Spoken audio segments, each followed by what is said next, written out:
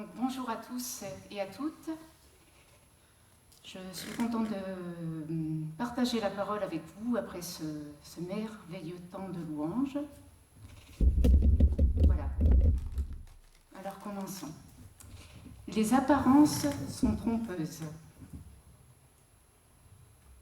On va lire la parole dans le premier livre de Samuel, chapitre 16, les versets 1 à 13, en français courant.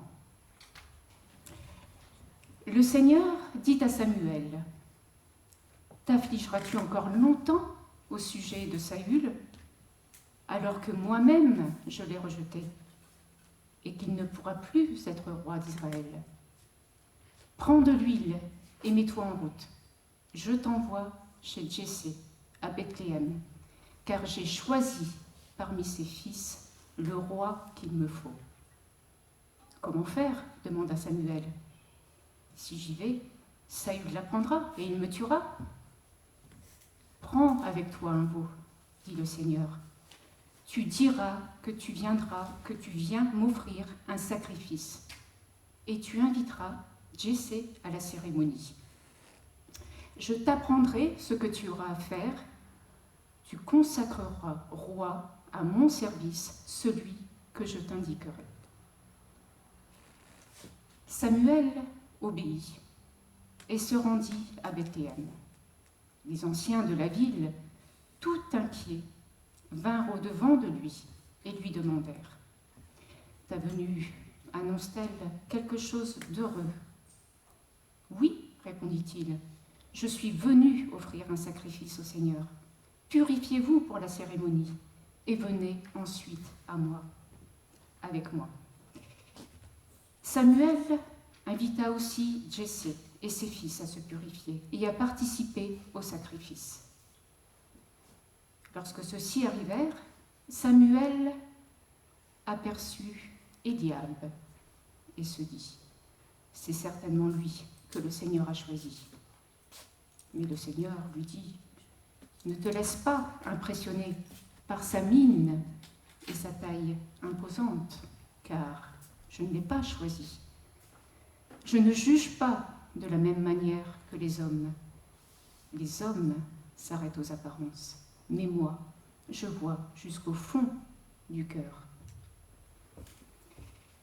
Jessé appela ensuite Abinadab et le fit passer devant Samuel, qui déclara : « Le Seigneur n'a pas non plus choisi celui-ci. » Jessé fit passer Shama, mais Samuel répéta : « Le Seigneur n'a pas non plus choisi celui-ci. »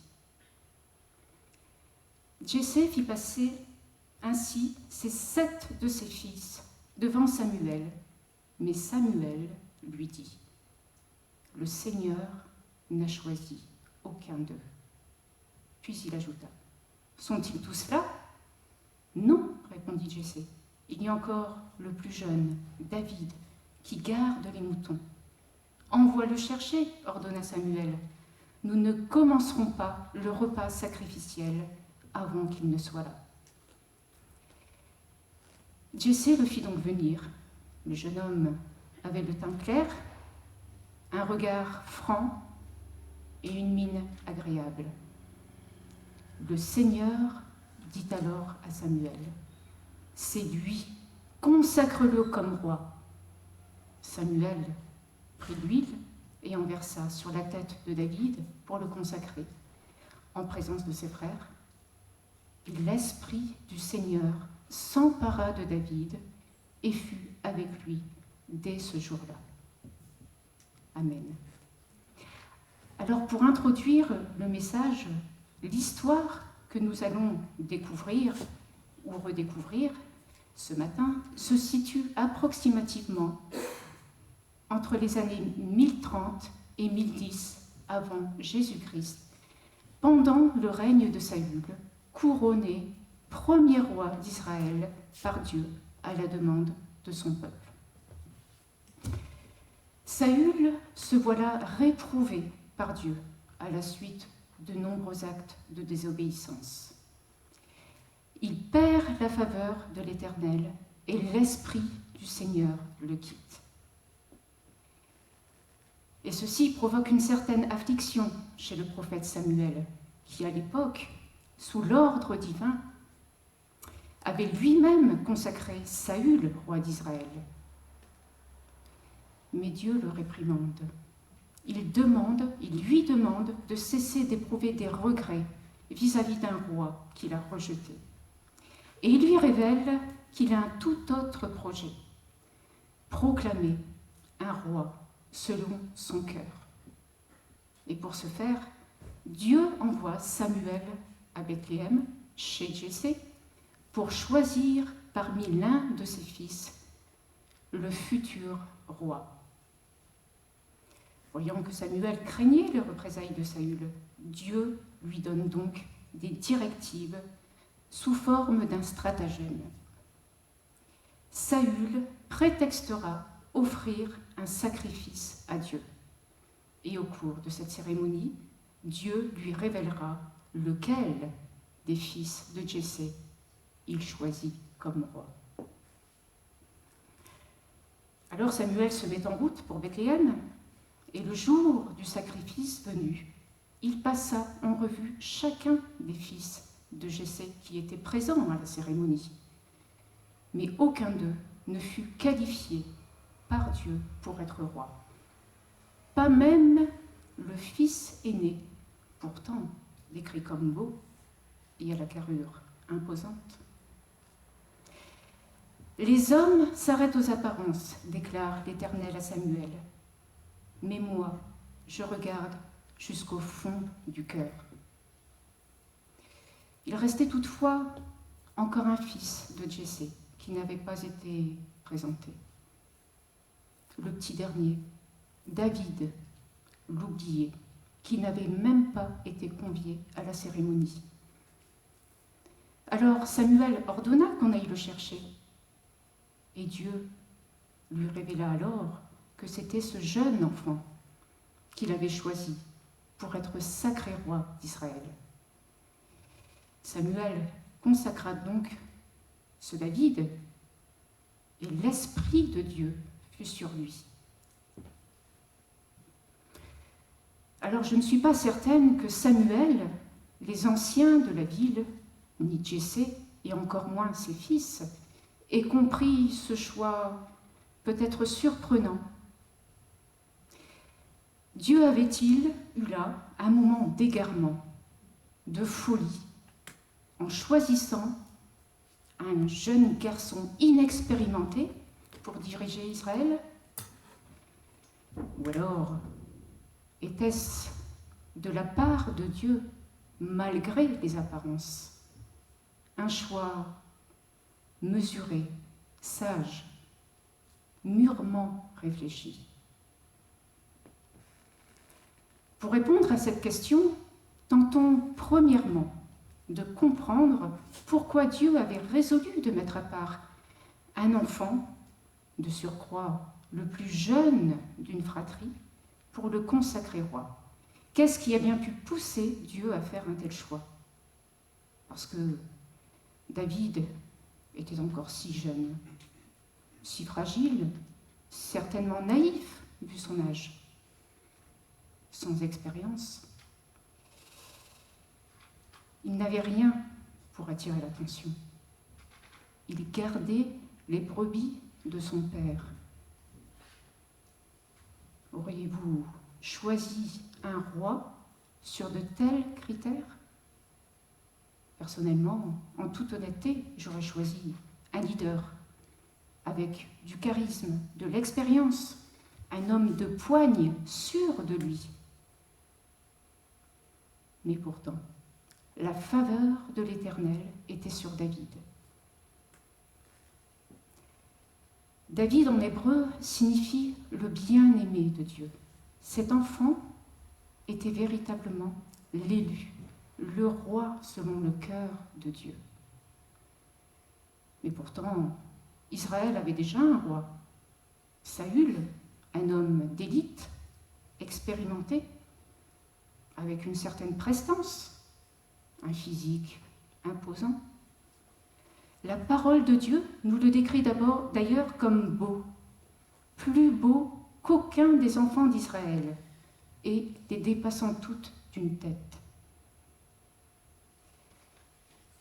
Si David, en hébreu, signifie le bien-aimé de Dieu, Saül signifie qui a été demandé à Dieu. Et dans le chapitre 8 du premier livre de Samuel, il est écrit que les Israélites, devenus rebelles à Dieu, étaient demandeurs d'un roi pour gouverner sur eux, tout comme le faisaient les peuples voisins païens. L'Éternel, voyant que son peuple voulait s'affranchir de son autorité, leur accorda Saül, ce roi qu'il désirait tant. Mais était-ce là la volonté de Dieu, réellement sa volonté selon son cœur? Pas sûr. Je ne juge pas de la même manière que les hommes, déclare l'Éternel à Samuel. Les hommes s'arrêtent aux apparences, oui, mais moi, je vois jusqu'au fond du cœur. C'est comme si Dieu donnait une leçon à Samuel lorsque ce dernier se laisse impressionner par la beauté et la taille imposante d'Éliab, premier fils de Jessé, comme nous l'avons vu au verset 6. Dieu fait comprendre à Samuel que l'échelle de valeur divine est totalement différente de celle des hommes. D'ailleurs, ne sommes-nous pas parfois, nous aussi, des Samuel, à juger selon les apparences, à être attirés par telle personne parce qu'elle est brillante, par telle autre parce qu'elle est influente, populaire, drôle, expérimentée, ayant fière allure, physiquement agréable. Dieu ne s'arrête pas à l'apparence, la prestance, les compétences ou tout autre aspect humain extérieur. En tout cas, ça ne lui suffit pas. Il regarde jusqu'au fond du cœur. Dieu ne se contente pas de regarder le cœur de l'homme dans sa globalité, de manière superficielle. Il l'examine dans ses profondeurs. Il est capable, contrairement aux hommes, de le sonder, de discerner ce qu'il y a de plus intime, ce qui est humainement imperceptible. En d'autres termes, rien, vraiment rien, ne peut être tenu secret devant Dieu. David l'avait bien compris.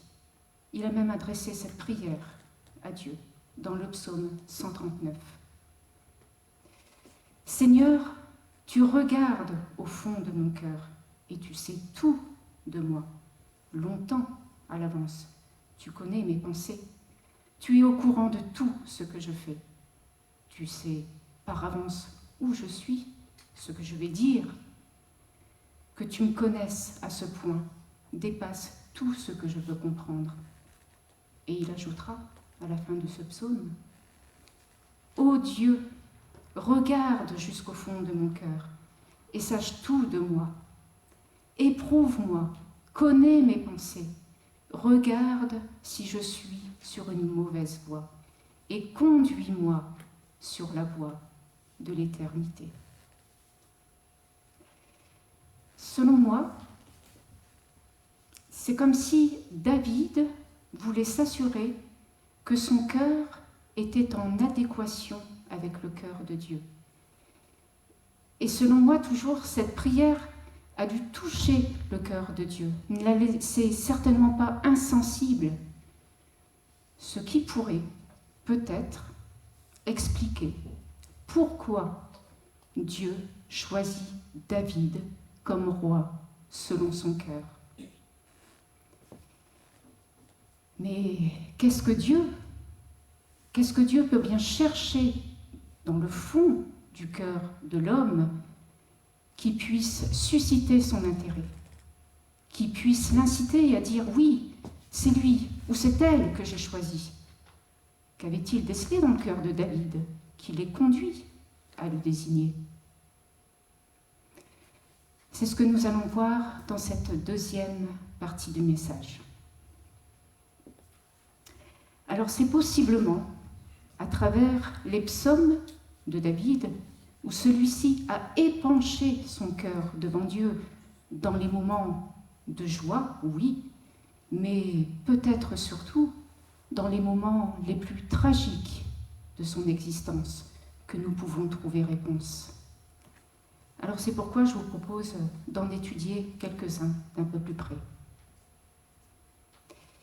Pour commencer, Dieu recherche le cœur humble, sans prétention, simple, un cœur exempt de toute forme d'orgueil, ce qui est d'ailleurs, humainement parlant, une denrée assez rare.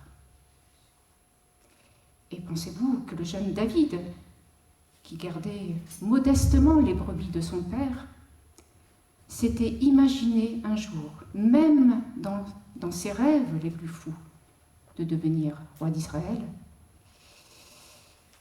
David l'avait-il seulement demandé à Dieu?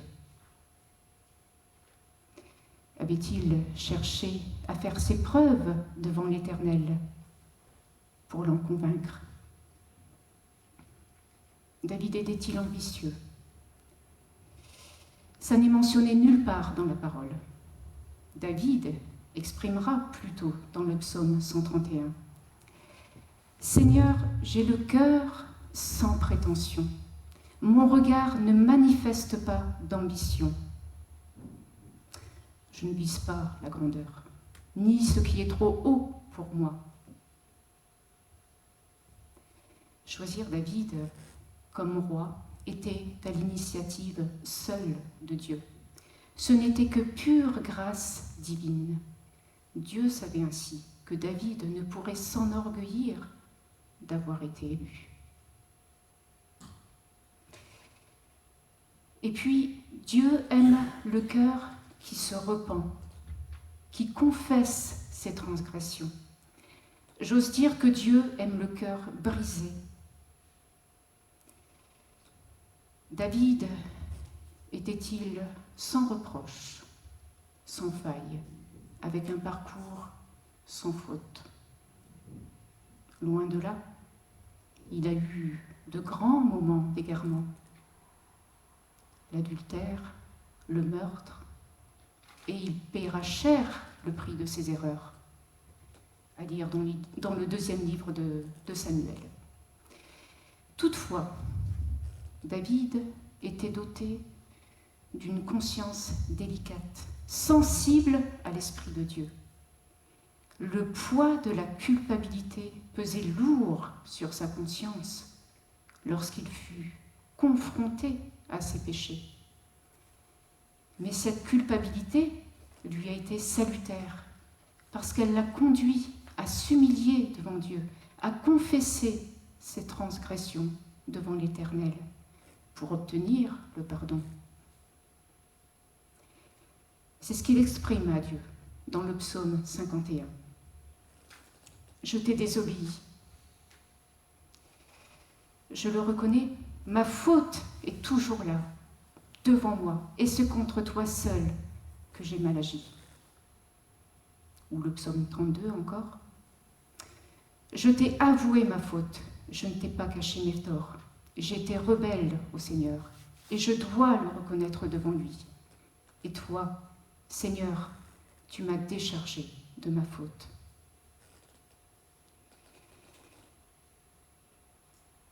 Et puis Dieu recherche aussi le cœur qui s'abandonne à lui, en toutes circonstances.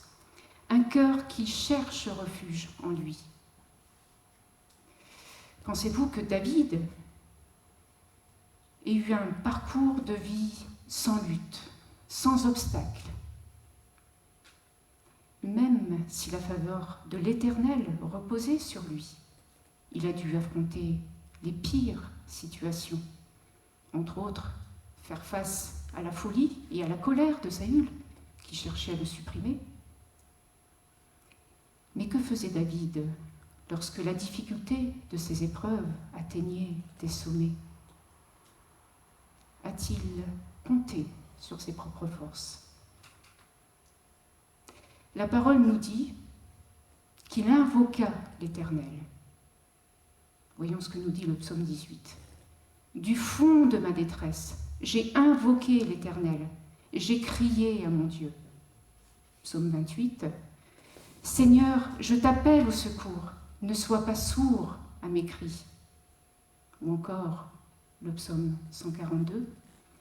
J'appelle, j'implore à grands cris le Seigneur. Je fais appel à toi et je dis, tu es mon abri, mon bien le plus précieux. Ensuite, Dieu aime le cœur reconnaissant, qui le loue en toutes circonstances. David s'est-il apitoyé sur son sort lorsqu'il fut confronté à toutes sortes de difficultés? L'exil, par exemple, face aux menaces de Saül, la lourdeur de ses responsabilités en tant que roi d'Israël. Dans la difficulté, il a continué de célébrer l'Éternel. Et puis s'est-il attribué les victoires remportées pendant son règne. Il a toujours rendu gloire à Dieu.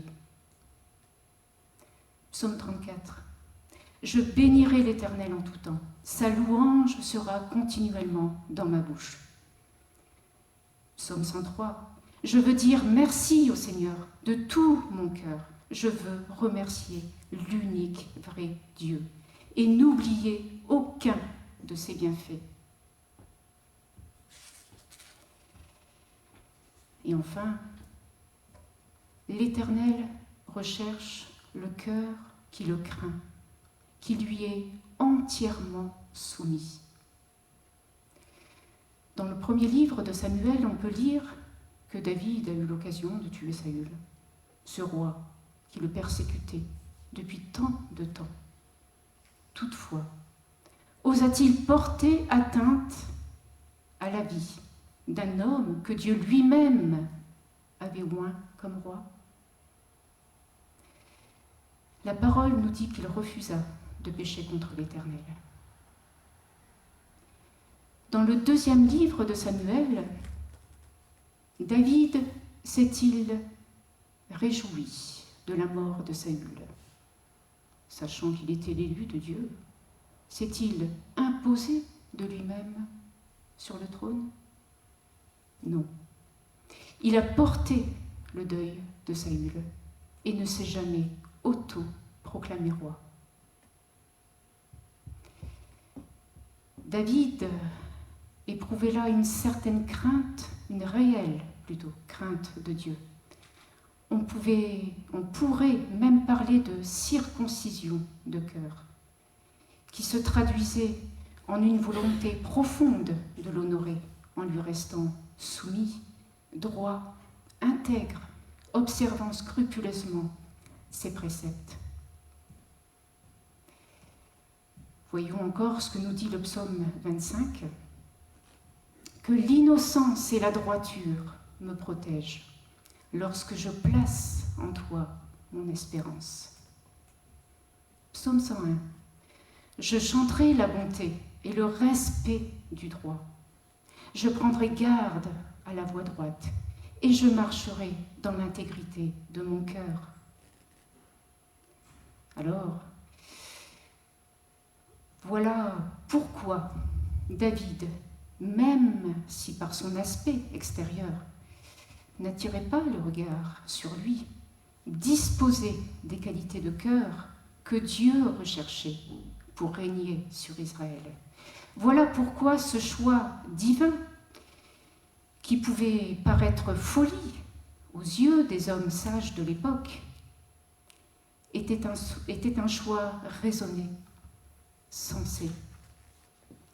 Voilà pourquoi Dieu a eu, comme le dit l'expression, un faible pour David. Mais après tout, la faiblesse apparente de Dieu n'est-elle pas plus forte que la force des hommes?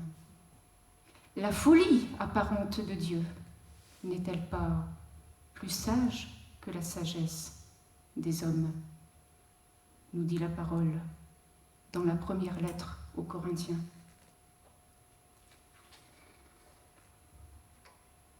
Alors, aujourd'hui, nous tous qui sommes sauvés par grâce, sommes-nous des hommes, des femmes, selon le cœur de Dieu? Nous n'avons pas été mis à part pour la royauté, me direz-vous, c'est vrai, mais pour prendre part au royaume de Dieu, pour le représenter aussi.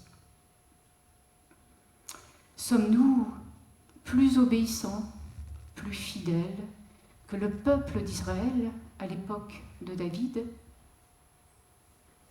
Ou tout comme lui, tout comme ce peuple, aurions-nous besoin d'un roi selon le cœur de Dieu pour nous conduire, pour régner sur nous?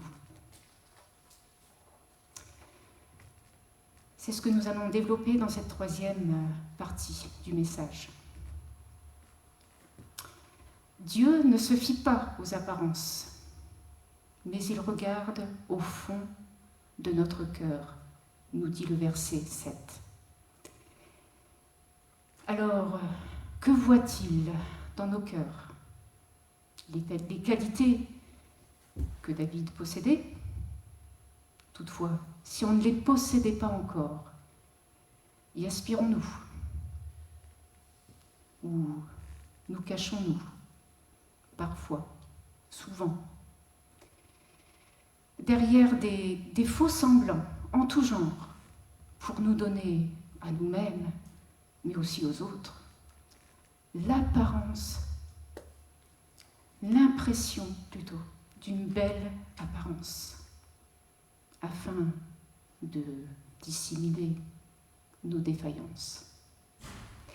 N'est-il pas plus facile, pour sauver ces apparences, de nous cacher derrière nos soi-disant forces ou talents, notre assurance, notre apparente piété, que sais-je encore, qui peuvent nous donner fière allure, alors qu'au fond de nous-mêmes,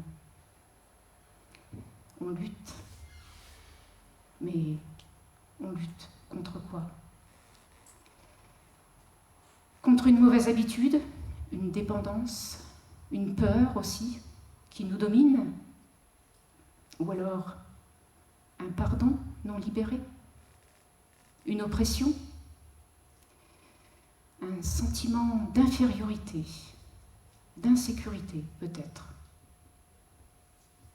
On lutte contre la souffrance d'une blessure non cicatrisée,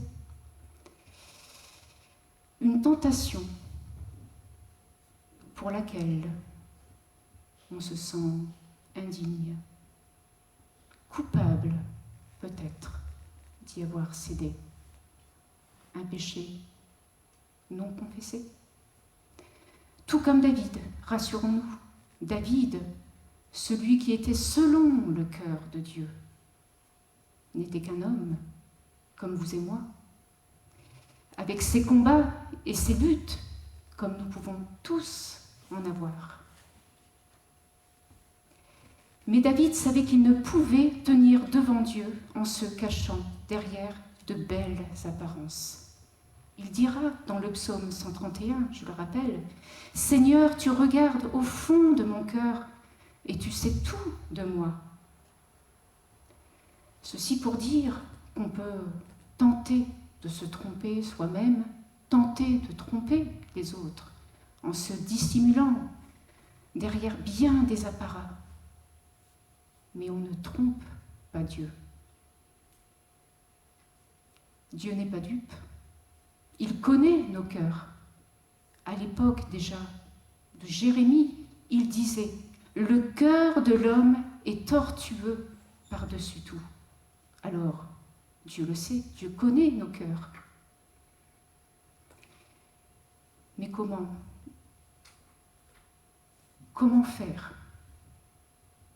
Sommes-nous condamnés à mener notre existence, tant bien que mal, sans espérance, voués à l'échec, à supporter nos difficultés, traîner notre honte ou notre culpabilité comme des boulets, à déployer tous les efforts possibles et imaginables pour mériter l'approbation de Dieu, pour mériter son cœur? Ce n'est certainement pas le plan que Dieu a prévu pour nous. Dieu nous aime tels que nous sommes, et il a bien compris que l'humanité entière serait perdue sans roi, que l'homme aurait besoin d'un roi selon le cœur de Dieu pour régner sur lui, d'un berger pour le conduire. Mais qui est ce roi? Qui est ce berger?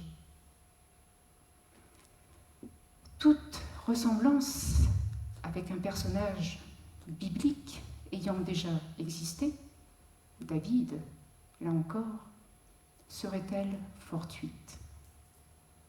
Toutefois, à une différence près, mais une différence de taille.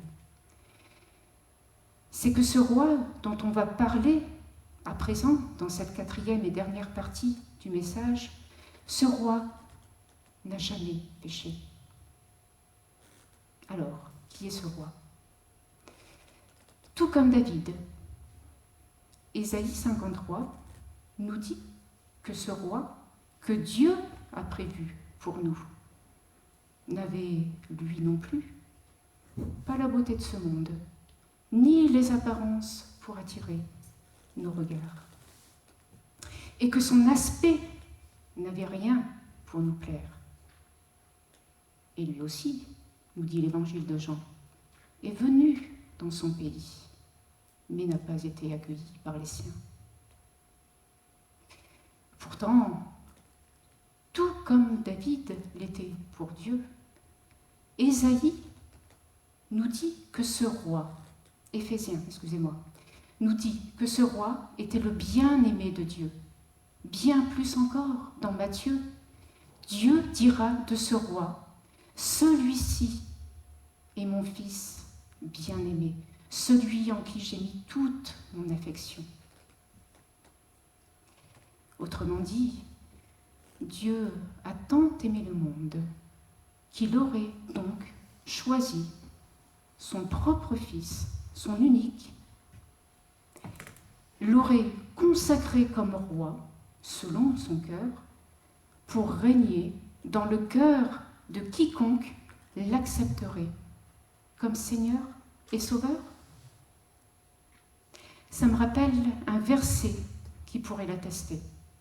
Lisons Jean 3, verset 16.